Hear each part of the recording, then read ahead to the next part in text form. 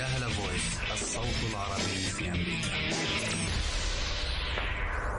He's the one, the only, the Baba joining us. Yeah, hello, voice. When a recovering Islamophobe talks. This is to pay a compliment, so I've got to convert to Islam, then I've got to go with a satchel of money apparently to Ramallah jewelers. Absolutely. Bawb and the friends. Now, all of a sudden, you have Americans and you have Europeans coming in and moving in to Israel on what's called the right of return, where they're given a free right of return. They didn't grow up there. They didn't live there. They didn't live there 20 years ago. Now they live there. Bob, and they moved in there from Europe. And they're given the right of return.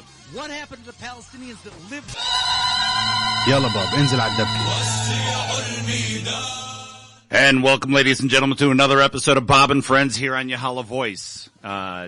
We are here today. Actually was expecting a guest today. He may still show up. We'll see what happens. If he does, pardon the interruption, but we're going to bring him right in and have him sit down. For those of you that have been following my favorite issue, the Palestinian-Israeli conflict, I don't know how you call it a conflict because that makes the assumption that you have like equal partners in a conflict. Let's just call it the occupation. Call it what it is. For those people that have been following that, you will know that Israel has now confirmed Avigdor Lieberman. This is one of the ultra-nationalists. This guy is so far right, and the camera angle is unique. If you're seeing my like stuff up my nose, you guys got to like text message me, okay? If I've got something hanging from my nose, because it's like a low angle coming up at me now. We'll have to see what happens. But anyway, no, that Colin's being kind, backing it up and getting it away from me so you don't have to see it too close up. This Ustream thing is kind of cool. Who says that I can't embrace technology? Who says that I'm not willing to get out of my comfort zone? Anyway, this little guy sitting right here is Whoopi, my Team Palestine hat, which I'm very proud to be part of. They had a great outing. Team Palestine did on Sunday. They did the Bike the Drive. They had about 30 participants. An excellent showing on a beautiful Sunday morning. For the ride up and down Lakeshore Drive. They closed down Lakeshore Drive. You can essentially go from Grant Fountain all the way down to the Field Museums. Excuse me, not the Field Museum, but the Museum of Science and Industry, all the way down south, and then you turn around, you go all the way back up north, all the way to the end of Lakeshore Drive on the north side. So it's really a nice Bike the Drive, tens of thousands of participants there, and Team Palestine had a really nice showing. And that's part of this process too, is getting it out there that, you know what, Team Palestine is here. And that Palestine is here. It's not going anywhere. And we've got to realize that and do things of equal. So today, along that line of my concerns with Avigdor Lieberman, what I want to do is continue my process of calling my representatives. In this case, we're going to call Dick Durbin's office. Dick Durbin, for people that don't know, is our senator. But we've got to be careful here because Dick Durbin is also very, what do I want to say? He's very, he reaches out more to the Arab community than just about any other congressman that we have, certainly that I have. There's no other one. They've even called him Dick Turban Durbin. So let's go see what we can do. All you got to do, pull up his website. You go to the contact page. On the contact, it's like, we'd like to hear from you. How can we help? It's got his offices listed right down there on the bottom. He's got a Chicago office listed right there. Khaled, can we go ahead and make a phone call? Little Chicago number here. The phone number is in their office, Chicago, on the Dearborn Street, 312-353-4952. That's all you got to do, folks. It's pretty much that simple to go ahead and do that.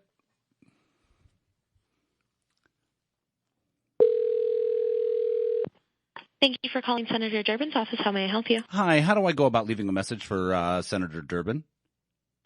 And what is this concerning? It's regarding the Palestinians. If you wanted to go ahead and call our D.C. office, they're more equipped to handling policy issues. We work with casework. Just with casework? Okay. So we'll go ahead and switch that over, and I'll give a call over to the D.C. office. Thank you. No problem. Have a great day. You too. Bye-bye. Bye. Well, that was kind of her, wasn't it? I mean, she's directing us off to the Washington, D.C. office. And that phone number, folks, is 202-224-2152. See how easy this is? And it only takes a couple of minutes, but it's so important to do.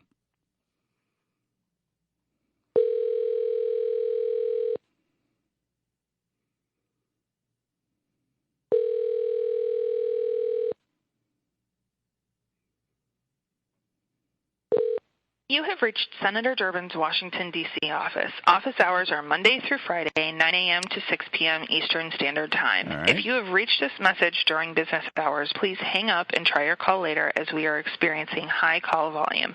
Thank you for calling Senator Durbin's office. Thanks for calling. So Goodbye. we got automatically dumped. So somehow they had a high call volume. But really, folks, all you have to do is give a call. And what I was going to voice my opinion on today was the same thing that I voiced last week. And that is that any funding that is offered to Israel has to be under the condition that if there is any settlement expansion at all, funding is cut off. And we have to get that message through because we've got to take a stand. We cannot be subsidizing the continued expansion into the Palestinian territory and the absolutely destruction of any chance of Palestinians seeing their independence. And that is just absolutely wrong. So we need to have the settlement stop immediately, and we need to voice that. And it's interesting because since the appointment of Avigdor Lieberman, you have heard Benjamin Netanyahu start talking about the Saudi Arabian peace plan. And he's talked about it more since Tuesday, since the appointment of Lieberman. He's talked about it more in a 48-hour period than he has since it was offered 14 years ago. He was like, it's a non-issue. Well, forget about it. We're not even going to talk about it. Oh, now all of a sudden he wants to talk about it? Where's he been for the last 14 years? Since it was first put out there. You know, it's an absolute tragedy that we have to get to this point, but we have to let Israel and we have to let our congresspeople know that we won't tolerate it anymore, that we need this issue addressed and that we are, in fact, part of the problem. And so that we have to do, and that's just a big part of it. Also going on in the Israeli-Palestinian, a lot of people were aware that the caught on video a while back was an Israeli soldier. There was an attack made at a checkpoint by two young Palestinians. They had neutralized both of them. One of them they had shot and killed, and another one of them was lying wounded on the ground, not moving. But was lying, not moving on the ground. A soldier comes up to him, essentially within about 8 feet, and shoots him directly in the head. And what is amazing about this, for people that have seen this on video, is that everyone walks around as if nothing happened. No one screams out. No one, says, hey, stop. No one then approaches the soldier who just shot him. No one does anything. They walk around as if nothing happened. As he lies there gravely wounded, someone then gets in the ambulance that is parked about 8 feet away from him and drives it away. As it gets and from this, a video was shot that was not part of the group that was there. A video was shot from another group. And thank God there was a human rights group that was watching this and videotaped this whole thing happened. From there, a bunch of people, a big hubbubaloo started up, and they then, once the video came out, then they started to take action against the people and their inaction of what they didn't do. I believe there were some people that were suspended there. The main supervisors were suspended. So it really was just a crazy interaction that was on there. So they pulled and they put this guy on trial. He's on trial right now for manslaughter.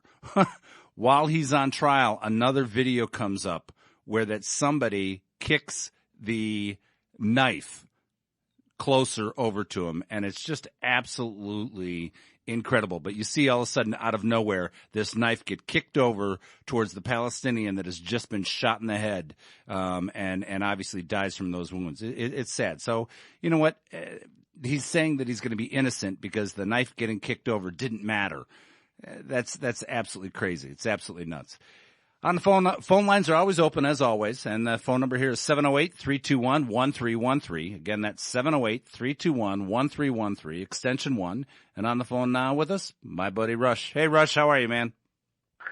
Bob, my man. How are you? How goes? Yeah, pretty good, man. That's a hard roll, but I think I'll make it. I was actually on the other line prior to me calling with the one and only Khalid Al-Khatib. Really? Yeah. What were you guys chatting about? Well, I'm a board member with ABBA, and we're starting this program called ABBA's Emerging Leader, where basically we ask for young professionals in the Arab community to come up with concepts that help enhance the Arab community, business community, and beyond. And I asked Mr. Khatib if he will take on the reins of being part of the selection committee. That good selection, good person to ask. And are you announcing that he's going to take that on, or is he? No, he told me he'd call me back. Okay, that's awesome. He told me to call me back. I'll call you. Well, all right. So there's no official announcement, is what you're saying as of yet. No, but, no breaking news today on Bob and Friends. I got you. That's probably him calling back right now, Rush. Just to let you know that, yeah, absolutely he'll do that. No, it's a great idea. And I know you got that award this year, correct? You got the award as an emerging leader in the community? I was given the Community Service Award on the night of the Emerging Leader Awards. I'm the one who developed the program. And next May, God willing, we will have our first inductees into the emerging program. And whoever gets inducted, they have already given us their task that they want to do within the Arab community, whether it's a seminar, a workshop, an event, whatever that is. They'll have basically 10 months to complete whatever the task they have. That's awesome. Now, are you putting this channel out through like NAP and the other groups that are already there? We will be, yeah. That's where they'll be all over this. Khalid plays a huge role. Yeah. Khalid is, he's well connected with NAP and all a lot of other professional groups, and that's where he comes in. And this is absolutely just right in his wheelhouse. I mean, he is ideally suited for that. I hope he takes on the responsibility. I know he's got a lot going on with his practice right now, and his emerging practice that's new and it's moved already. And he's an up and comer. He's definitely up and comer. Oh, no doubt about it. And I don't want to get too, I got to be careful with what I say. Okay. But for whatever happened, and I don't know what exactly happened, but, he was the president of the Arab American Democratic Club. Yes. And losing him, I think, in terms of an image, I don't know how it affected the group. Maybe it did, maybe it didn't. But the image of having him as the president and losing him, I think, was a big blow to the group. Who knows what happened? I don't know what the story is. I don't. What led to him leaving the group? Certainly stepping down. Yeah, certainly from my perspective it did, only because he's a personal friend, and he was incredibly approachable for me. Yeah, I thought it gave the group a fresh look. It's amazing how that can help. And I think he gave him a really fresh look, and I think him leaving the group, I liked he brought an identity to the group. Yep. And it's tough for somebody to do that. Yeah, and he was connected. There is no doubt the man was connected. It was, like I said, the minute I heard that he's stepping down, I said, you know what? Whatever happened there, that's a bad thing. That is not a good thing. That is not good for the group. Yep, you're right. But speaking of which, let's jump over to politics. And this week, Donald Trump has stepped in it again. And comes out essentially smelling like a rose, because what does he do? He acts like a big bully to the media. The media called him out on the fact that he had not donated any of the money to any of the veterans groups that he said he was going to. Within that week's time, since that article ran in the Washington Post, he immediately initiated, I want to say 41 checks going out to the organizations written the day of the article. So the day the article came out, the 41 checks got written. to Unbelievable. Yeah. And then funny how that happens, I mean, and so that goes out, and then he coughs up his $1 million. And he FedExed it apparently. So it was there the next day. I'll tell you what, speaking of money, Donald Trump, and I'm not saying this, a lot of people who are Republican or Democrats, they want to slam the other side always. Right. Whether it's right or wrong, you could tell that they're slanted towards the side that they're on, and they will always say negative things against the other side. And when it comes to their side, whether they're Democrat or Republican, they completely preach of how great they are. Right. But this is my opinion on Donald Trump. And again, it's not coming from a Democrat or somebody who's against Donald Trump. Like I said, everything he's done has been pretty darn impressive just from the standpoint that he's a Republican nominee. But my opinion is this: as time goes by with Donald Trump, people think that Hillary Clinton's a fraud with the emails of Benghazi and some of her past dealings in the 70s and 80s with Whitewater, so on and so forth. My opinion is with Donald Trump, as time goes by, he's just going to be – the media is just going to swamp him with controversy. Oh, yeah. They're already starting with Trump University. They're starting with the checks. And as you are aware, recently he just admitted – his campaign has admitted that they really don't have the money, and they are going to need some outside donations. And that's another thing. He said that, no lobbyists, nobody's going to influence me. I fund my own campaign. Right. And now they're saying, well, we're kind of broke. I think Donald Trump is a millionaire, not a billionaire. That's just my opinion. Yeah. Oh, I think he's a millionaire. Right. He may be a billionaire on paper with on paper. Yeah. But to me, a true billionaire, I know this sounds – most people will disagree with this. But to me, you might have assets worth $10 billion. But to me, true wealth is what your liquid is. Yep.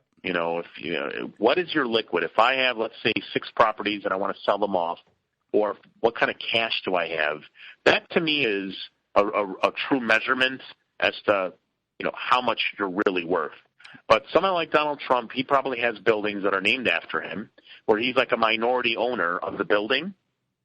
He's not the sole owner of it. Right. A lot of times it's naming rights, so on and so forth. And I'm a believer that he takes the entire asset of the building and puts that under his collection of what he's worth. I don't know how, but a lot of people have evaluated it and come to the same kind of thing that you say here. And that is that his liquid worth or his worth is not anywhere near what he pretends it to be. Yeah. I mean, many people have questioned it, and I think now, because if he had liquid billion, right. Let's say he was able tomorrow to just sell off his shares of stocks that he owes of, whatever that is. Okay. And he's able to sell it for half $500 million. Right. And that's something he can do right there. Then, all right, I'm buying it. That means this guy has the money. But if he doesn't have that type of power, because if he's short $40 million or needs $100 million, or they're saying that in June and July that the advertising is going to be at a minimal because they don't have the money. Yep. This leads me to believe that Donald Trump doesn't have access to the money. He does not have a wallet with cash. Yeah. And I think he's a paper billionaire. Yep. And paper. There's a paper champion. He's a paper billionaire. I think you're right. But where this is going to create a lot of problem for him is in his tax returns. Is that if he claims that he's got all this money and then he makes all this money, people are saying that the reason why he's so reluctant in showing it is because he's going to probably be claiming no income tax because he'll be able to claim depreciation on his assets and use that as a write-off against it's a whole shell game, that's played in there, but he'll be able to play it off. And that there are a lot of people out there think that his tax return is going to raise a lot of eyebrows from the American public because they're going to look at that and go, how come this guy who claims to be a billionaire is paying less income tax than I am? I think that's a fair, I'm telling you, and this is not me trying to trash Trump. I'm impressed with Trump. I'm actually a fan in a weird way of Donald Trump. He brings excitement to the process. These are all generic terms I'm saying, but hey, this is what people are into with Donald Trump. He's bringing excitement to the process. You're right. But as time goes by, the Trump plane, I'm not going to say the ship, the Trump plane will go down. He's at 40,000 feet right now, but it's going to start going down. Trump is going to get played out. And I'm telling you, the establishment Republicans who were cringing at him months ago, they already know this. This is not their guy. He's not the man for Republicans. He duped a lot of people. He's smart like that. He's an entertainer. People bought the gimmick. He's a stone cold Steve Austin of presidential politics. Donald Trump, a plane will land.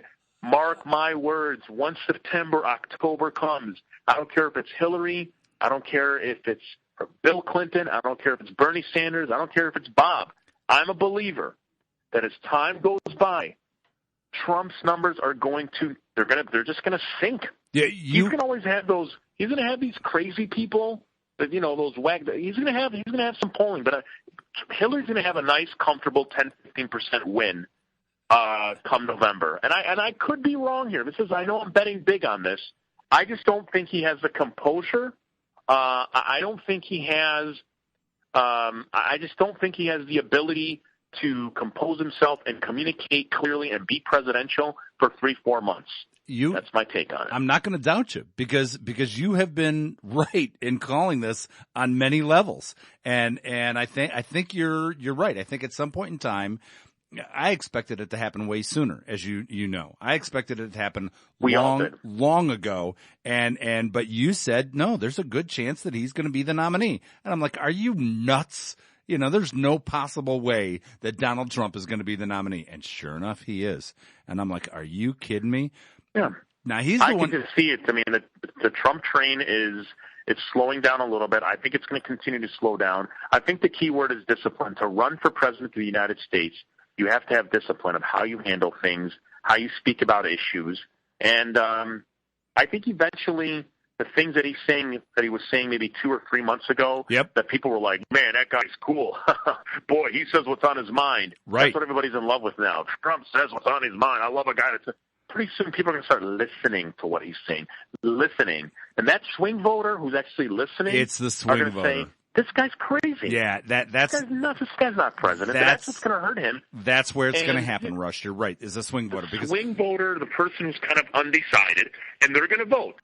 They're going to look and they're going to see somebody, whether you like Hillary or not.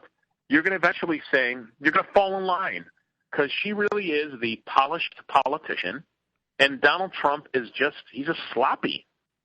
I'm sorry, Donald Trump is a sloppy guy. Not in terms of his physical appearance. He just has a sloppy demeanor. He's wild. Did you catch any of that press conference yesterday, speaking of sloppy, where he was calling out the ABC politician as a slime bucket or whatever? I mean, he was using like terms, and you're like, really? You're calling out an individual ABC reporter who was standing right there, and he goes, not you. You're slime. And you're just like, I talk about unpolished. Talk about, that's going to play to maybe his 20-30% that absolutely loves him. Thank you. You just nailed it on the head. You couldn't have said it any better. I was ready to even cut you off and say that's going to play to that core 25%. Yep. That 30% that actually helped, because here's the truth. That's what you need to become the Republican or Democratic nominee. You need to gauge 25-30% of a loyal audience to go for you, to go out and vote. And you're going to win because you got 8 other people that are running, 10 other people. If you can get 25% of that general group, you're going to win every time or almost every time. And that's what he did. That is. But now we got a situation where, he's going to have his 30, Hillary's going to have her 30%, and now you got that 40% that are kind of just hanging out. Yep. And this is my opinion. 10% will probably not show up because they're going to be disgusted with both of them. You know how many people in our circle as well. People are just disgusted with Hillary. Oh. And they're equally and more disgusted with Donald Trump. But there are people that will eventually vote. Gary Johnson just got the Libertarian nomination this weekend. He is going to get a legitimate look from me. I will evaluate Gary Johnson as possibly getting my vote this year. And a third candidate, who do you think a third candidate helps? The third candidate, the libertarian candidate, who does help or hurt? A libertarian would in theory, if you're looking at the actual chart, the libertarian should pull more from the GOP. It should, because they lean more towards the libertarian. The Green Party, however, which also will get a legitimate look, and I think they're running the same woman again. The Green Party will detract from the Democrats. So you've got kind of like the Green Party that is the offshoot over there on the Democratic side, and you've got the Libertarian Party. But I think both are going to see record numbers this year. And both, that is true. And both of them are on the ballot in all 50 states. That's a huge part of this. Bill Kristol, was trying to run somebody else as the true conservative candidate. And he was trying to run this independent. But the problem is the ability to get him on the ballot in Texas, and I know there are other states, but Texas is the biggest one, is already closed. You cannot get another candidate now on the Texas ballot for the president election in November. So the idea that somebody else is going to come up as another third-party candidate, forget about it. That's not going to happen. That's not reality. Right. We've got to go with the four players that are going to be out there. That's the Libertarian, the Green Party, the Democrat, and the Republican. That's where it's all going to come down to, and who's going to take away from who. And speaking of taking away, Hillary next week in California could be embarrassed. She could get embarrassed because Bernie's followers out there in California are going hog wild. Yeah, there's no doubt. Bernie Sanders, talk about somebody impressive. I don't know mathematically how he can win, but yeah, he's just as long as he's in the race and he's getting these huge crowds that come out for him across California. This just makes Hillary look awful. It makes Hillary look stale. Yep. Makes her look like she's not supposed to be the candidate. And also, I'm here to say, as more of an analytical point of view versus pulling support for Bernie Sanders, but I actually do believe that if he was the one that won out of the Democrats, he would be the one to win he would win easier than Hillary Clinton, because it establishes the perfect good versus evil presidential race. Hillary Clinton doesn't provide that. It would be interesting if he was, in fact, actually the candidate. I don't know. It would be interesting how that all played out. But yeah, I think what he has the potential of doing, he doesn't have the potential of winning. You are absolutely correct. But what he does with a strong showing in California, he does have the ability of blocking her from getting all the delegates she needs in other words, she needs that certain number of delegates, but she can only get there with superdelegates. She can't get there from just the appointed elected electoral delegates. She has to use the superdelegates in order to achieve that number for the nomination. And I think but it's not going to look good. Yeah, it's not going to look good. It's not going to look good. But again, the thing that I love is his appointees to the platform who are writing the platform. The Zogby, we're going to work to have Zogby in here, and not in here, but we're going to have him on the program at some point in time in the future to talk about what that means in the platform. It's going to be an interesting 6 months or 5.5 months that we've got going here. Totally agree. I'll say this, though. It's Donald Trump in terms of excitement. He's the one that's going to lead. He's the one that's going to bring the excitement to the table. I'm just giving you my opinion and my prediction that the excitement has been working for him, but eventually the excitement is going to work against him. We'll see what happens. It's a long 5.5 months. There's a lot of things that can happen, and it's going to be exciting. Rush, thanks, man. I really appreciate it. All right, bud. We'll talk to you later. Care, man. And later, we're going to be back on the other side of this break. We'll be talking about there is a chance to get active here next week, or actually this Friday. Coming up this Friday, there's going to be a protest for the Palestinians downtown Chicago. You guys come back after these messages. We'll talk about it then.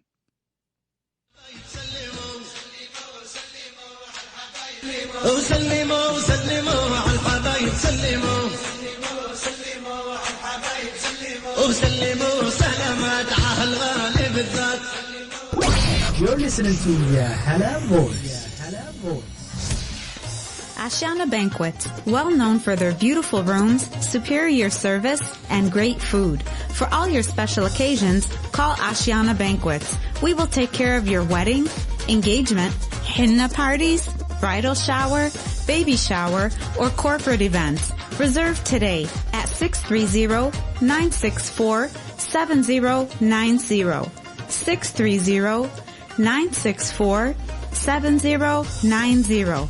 Ashiana Banquets has easy parking and seats up to 900 guests comfortably. اتصل على أشيانا بانكويتس واحجز لجميع مناسباتك. 1620 75th Street in Downers Grove, Illinois. مانكاريز كرايسلر جيب دوج اند رام. أحسن شيء إنه عنده برنامج خاص للعرب والمسلمين بدون فوائد. يعني 0% فوائد. هذا غير إنهم بيحكوا عربي وعندهم جميع أنواع السيارات جديد ومستعمل. مانكاريز في أوكلاند على استعداد إنهم يوفروا لك التقسيط حتى إذا أنت جاي من البلاد جديد ولسه ما عندك كريدت، أو إذا في عندك مشاكل بالكريدت هم بيعملوا كل جهدهم ليحلوها.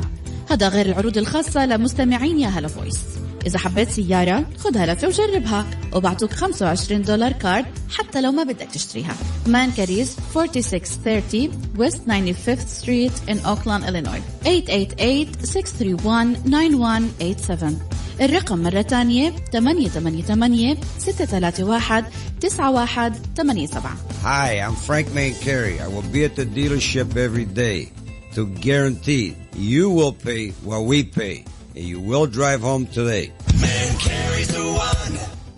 Risha Printing is the best spot for all your printing needs. We specialize in graphic design, banners, channel letters, lighted box signs. Everything from business cards and wedding invitations to t-shirts and car wraps can all be found at Risha. We would like to announce our collaboration with Pristine Line Media Productions, who will provide audio and video services for all occasions, such as weddings, special events, and commercials.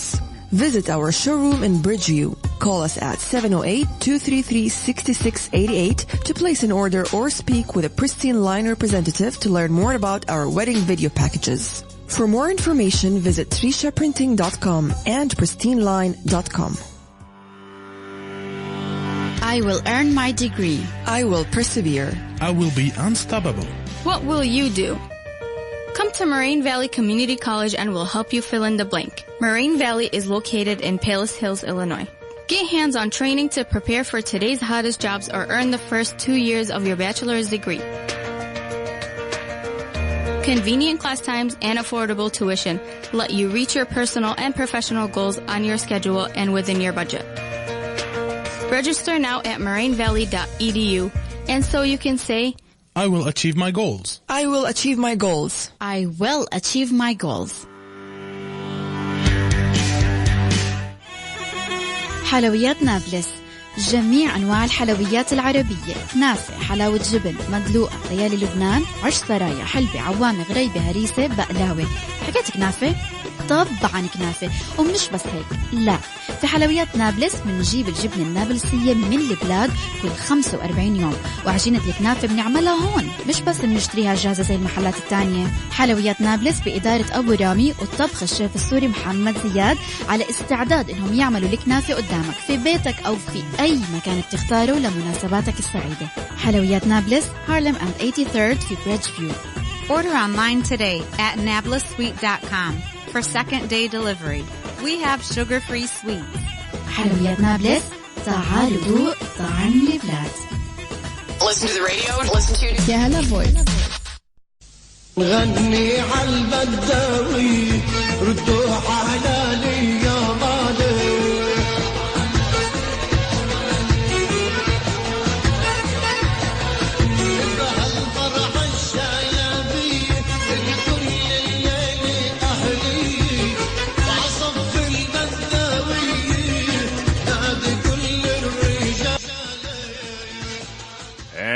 And we're back with Bob and Friends. You know, I love doing the show, and we're going to come back with the tease in just a second in who we can do, or what we can do to get involved. But on the line now at 708-321-1313, extension 1 is my buddy Paul. How are you, Paul? Hey, Bentley. Didn't expect to get on so quick. I thought you had an important business to do. Well, I do have important business, but today is like, what is it, National Runner's Day or something like that? Go ahead. We're both got this delay going. I'll have to start I'll have to start running again then, huh? Wait a minute, you're not running? Why did I think you were running? Well, I am, and then I hurt myself, and I don't, and, you know, I come up with a bunch of reasons because, well, you know, in the spirit of Rush's friend, Stone Cold, I'm sometimes, oh, no, never mind. Continue. I'm going to keep it clean on your show. I was just going to say, but hey, speaking of which, what's it like out there in California? What's it like, on the ground out there with the political atmosphere? Yeah, you know, I see a lot of, you're right, there's a lot of Bernie support out here. I've got definitely, you know, classmates and friends out here who are real big supporters of Senator Sanders, and a lot of turnout. But I also see, you know, kind of that sort of what I think is sort of a disturbing trend across the country of you know, those supporters being really anti-Hillary. You know, like just in a nasty kind of way. Yep, I agree. You know, and I won't go so far as to say that there aren't Hillary supporters that are the same way toward Senator Sanders, but it just, you know, to me it seems really silly and really impractical. That's, you know, just my opinion, but I think that there's a bigger picture that one needs to look at, and you know, if you're going to get all, you know, hard and fast on that never Hillary kind of train, then you know your options aren't very very broad after that, and things look pretty ugly if you really commit to that. But again, that's just my opinion on it. Yep, and you know what? No, I do agree with that, because the never Hillary crowd is. I mean, you're right. There's a lot of anger that's out there. Look, I get the idea. And I understand that the system is fixed against him, and that's just the way it is. It was fixed against him before he even threw his hat in the ring. At the very onset, it's not like they changed the rules halfway through to set it up this way. It's this way. Yep. Can they do something there on the platform with giving him the appointees that may be able to help change that in the future with the superdelegates? Maybe, perhaps. But that's part of knowing how to play the system. That's part of the inside baseball game. And obviously the Clinton camp knows how to do that well. And absolutely. I mean, they got caught with Barack Obama. They got caught 8 years ago with Barack Obama and that whole tidal wave, that they didn't take him seriously enough. And it was, and they got totally caught. They got caught off guard. And she's trying to run this year. I think where another place where I think she's failing a little bit is that she's trying to run a more conventional type campaign in a very unconventional atmosphere. Bernie Sanders has run. I mean, you would think the older guy who's not like a tech savvy guy or whatever wouldn't be able to run an unconventional campaign. He seems like the master at it. You know, I mean, here you have this little Vermont senator who's beloved up there and Vermont is staunch independent people. A little more liberal, absolutely more liberal, but they love their independence. They don't want to be beholden to anybody. They really want to be that independent group. So they love him, and has served them well. I've visited that Burlington area and got a couple friends that live up there, and they love it. They absolutely love it, and they may not always agree with Bernie. It's kind of like remember Paul Simon, the senator here from Illinois? Kind of like Paul Simon, where that you may not have always agreed with him, but you knew that he always took a very principled stand. Yeah. And you can respect that. And even though you may not agree with it, you can respect it. And that's where I was with Paul Simon. And he and I think people have that same love affair and respect for Bernie Sanders. And I know I do. I don't agree with everything he does, but man, he absolutely. Go ahead. What's your opinion on Bernie as a potential president and his ability to govern from that position versus Senator Clinton or Secretary Clinton's ability in that position. Wow, I just lost you there for a second. Say something again. Oh. Yeah, what do you went away, but you're back. I got you. Okay, comparing Bernie Sanders as president and his ability to govern, to work with Congress, compared with Secretary Clinton as president and her ability to work. This is one point that Hillary was trying to make early on in the campaign, and I think it's very true, is that she will be able to get things done. And that is one thing that is respectable about her, is that as a political maneuver and being able to make the political maneuvers inside the system, she will be able to get things done. I have no question about it. As a matter of fact, of all three of the viable candidates, of Bernie Sanders or Donald Trump, Donald Trump makes it, and I think he's just going to be he's not getting anything done. Yeah. I mean, you can't even get Paul Ryan to say that he will support him right now. So as president, how does he think that he's going to get everything he wants, out of them? That ain't going to happen. But a pundit I heard this morning suggested, he's going to get a rude awakening when he realizes that this ain't being the CEO of a corporation. Correct.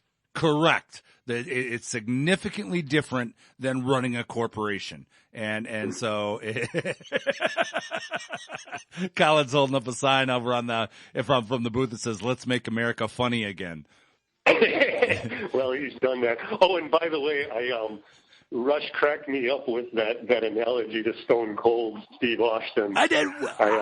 I'm cutting that out. I'm going to save that little clip right in there because that's gold. That is well done. I think in homage to Rush, we should show up at sporting events with signs that read "Daroish 316." I like it. We might because Rush said so. Because Rush said so. I like that. Yes, and you know what? I might have to see if I can take a 3-minute and 16-second clip out of that. Just an homage to that as well, so that when it appears like on YouTube, it says 316 on it. Nice.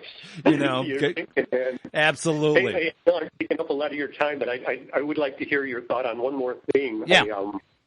I like catching at the beginning of the hour you're wanting to call Senator Durbin and express your concerns there, and it sounds like you're basically pushing for no further expansion. Correct. And while I very much think that is the pragmatic approach and the politic approach, just again comparing something like what Senator or Secretary Clinton might want to do versus what Senator Sanders do. That's something that might actually have a chance of getting passed. But I wonder if you get any pushback or concerned about any pushback from those who say refuse or not allowing further expansion isn't doing enough, and that we really have to attach requirements to withdraw to any funding. We will get there, but the first thing you have to do is stop the bleeding. Is to stop the bleeding. I mean, one of the best analogies I've ever heard on this, and actually I'm going to try to encourage Angie's son to make a little video on this, because there's the Palestine Film Festival is asking for kids to submit films, and I want him to make this. Oh, that would be awesome. Yeah, wouldn't it though? But one of the things I'm going to put in his ear is that to have a pie sitting between two kids, and that they're going to talk about splitting this pie. And one kid continues to eat the pie while talking about splitting it, and said, no, we'll split it, and just keeps on eating it and eating it and eating it. So, that would be, it would be, quite interesting to see. Hold on there. And I don't want to let you go until I find out who this next caller is. And you know what? I am going to let you go. It's my old buddy Frank, who I haven't heard from forever. So, Paul, great hearing from you, man. Thanks for calling in. Thanks for checking in. Keep us posted, because I'm going to come back to you. I want to hear next week what California was like post primary out there. Absolutely. All right, bud. Be well. All right. Thanks. Bye. And again, phone lines are open, 708-321-1313. And on the line with me, my old buddy Frank. Frank, how are you, man? Good, Bob. How about yourself? Hey, you know what? Hanging in there. It's fun. Now, you've got to have a political opinion here. What's your take on all this mess going on right now?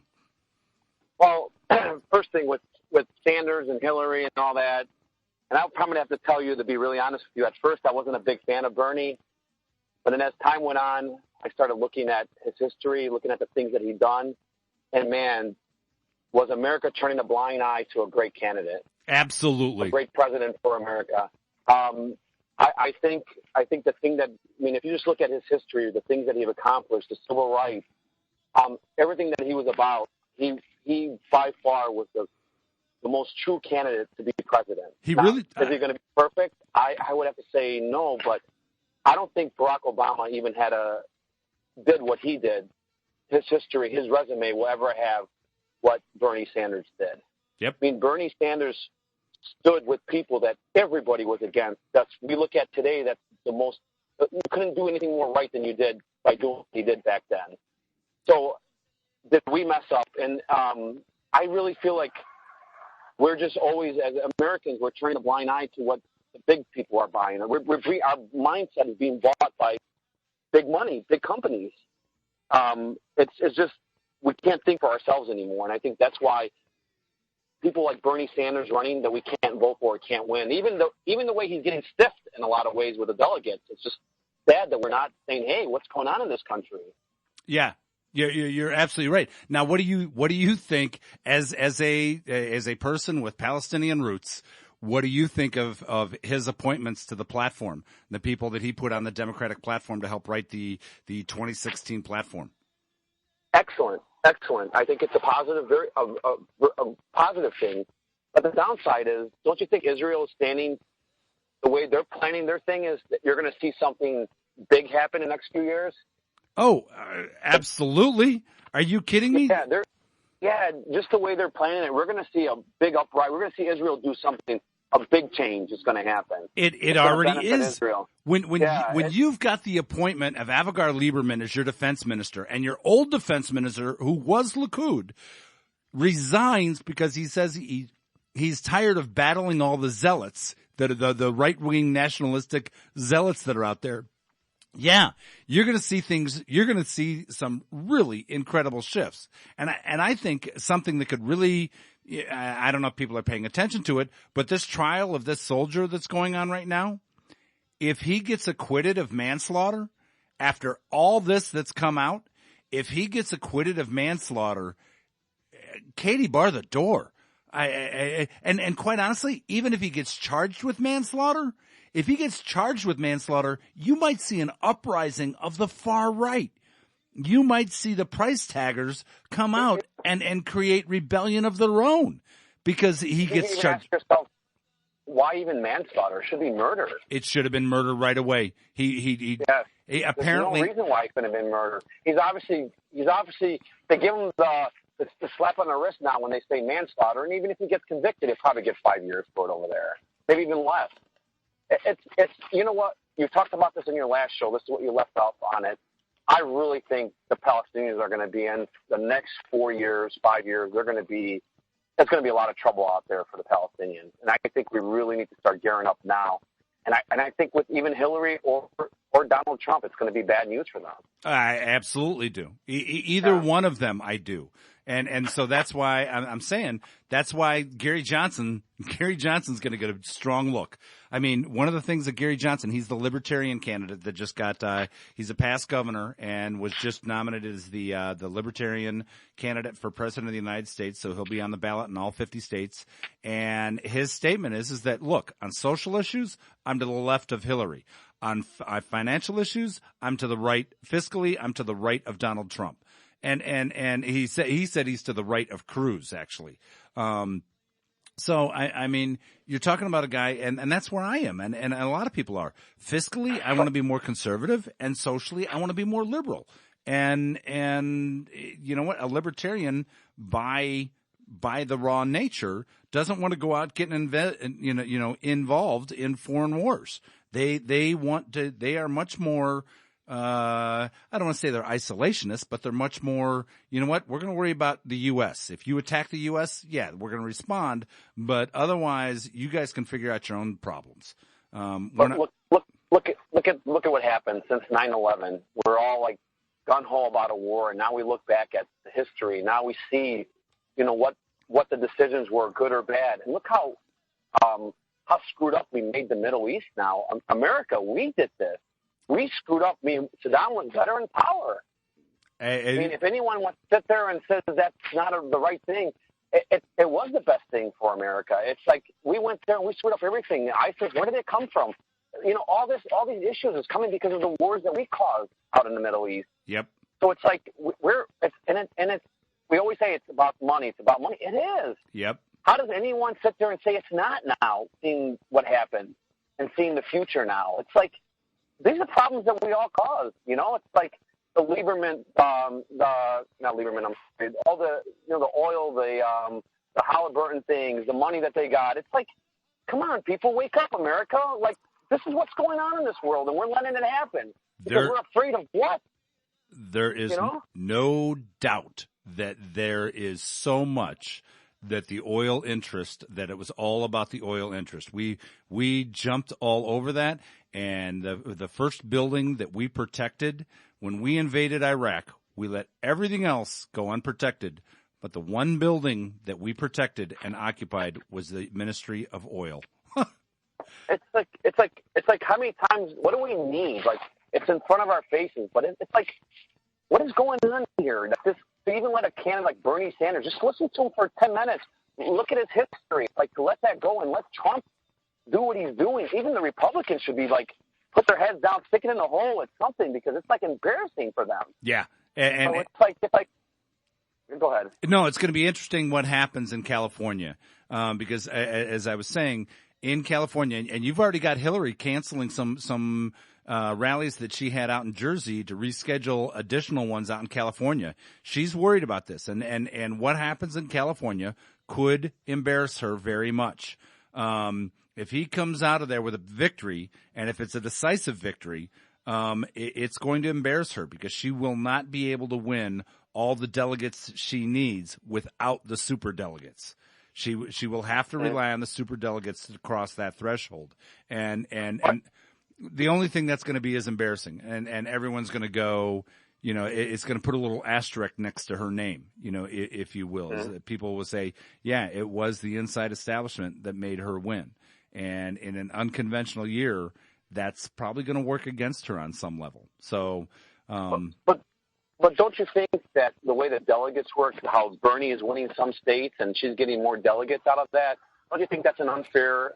It absolutely is unfair. It is completely unfair. But it's like the people are voting, and it's like, how does that benefit her? She's getting less of the votes. It's like the delegates should be all hers. Definitely, the system needs to be changed. There's something wrong with the system there. That's exactly right. It's the way the system is set up in order to protect the establishment, and it was set up that way before Bernie started getting votes. Like I said, if it changed in the middle, I'd be screaming bloody murder. But it was set up this way up front. And a lot of people don't realize this either. But the Congressional College in the United States is the exact same way. The Congressional College does not have to go with the way that the people vote. They can choose to go their own way. They always have gone, up to this point, they always have gone with the way that the public votes. But when we set up the government as a republic, when they set that up, the Congressional College, so that when it comes time for the general election, and if Trump were to win, they could say, if Trump were to get a majority of the votes in the United States, the Congressional College could in fact step in the same way they are right now for Bernie Sanders and saying, you know what, Donald Trump, you may have gotten more votes, but you're not going to be the president. And they can give it, and that would be completely constitutional. A lot of people don't know that. But that could happen. That'd be interesting, wouldn't it? Holy cow, what an Now, uprising we'd have. You know what? I think they were talking about that. If you didn't get all the delegates, they were going to do something like that. Yeah, crazy. I think there were some rumors out there or something out there that they were talking about doing It's that. going to be a fun 5.5 months, no doubt about it. Frank, always great to hear your voice, man. Don't be a stranger. Call in because I love your point of view. Thanks. Good job as always. You're an amazing person. Thank you for all your support and love. You know what? And keep going with Team Palestine because you guys have opened my mind and changed my heart. And I marvel at what you guys do and the accomplishments and seeing where all that money goes and helping those kids. It's fabulous. It really is. Keep going, man. Thanks, Bob. Thanks for all your support. Absolutely. Great. That was Frank. I encourage you all to get involved with Palestine, the Team PCRF, Team Palestine for PCRF. What a great organization. Palestine Children's Relief Fund is by far, it's a 4-star from Charity Navigator. It's been vetted. Desmond Tutu supported it. Jimmy Carter. You've got so many great people backing it. And I know people from the top down in that organization, and their hearts are all in the right place. Folks, again, thank you very much to the people here at Yahala. And this is Bob of Bob and Friends, and I look forward to seeing you all next week right here on Yahala Voice.